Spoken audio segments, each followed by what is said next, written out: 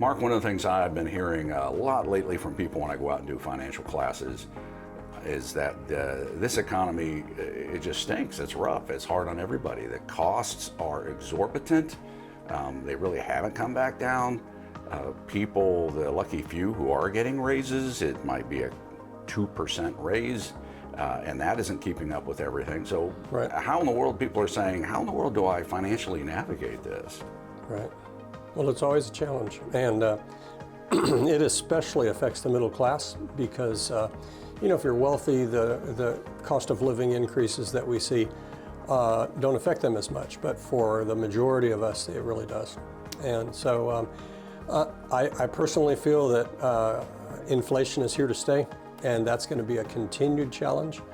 And so part of the answer might be looking at income and seeing of ways that you can increase that, maybe through a side hustle or change of careers, but also relentlessly looking at your expenses and seeing where you can downsize. Because when the normal cost of goods that you just need, like groceries and gasoline, are going up, people tend not to look at other things that are more on the non-essential side, like cable TV or the speed of their internet connection or the number of devices that they're paying on their cell phone bill that are always connected to the internet, And so looking at all of those expenses and always trying to reduce.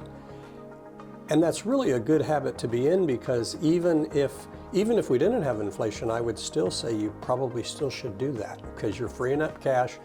When you're freeing up cash, you're also reducing stress, financial stress, and you just feel more well off because you're not living paycheck to paycheck.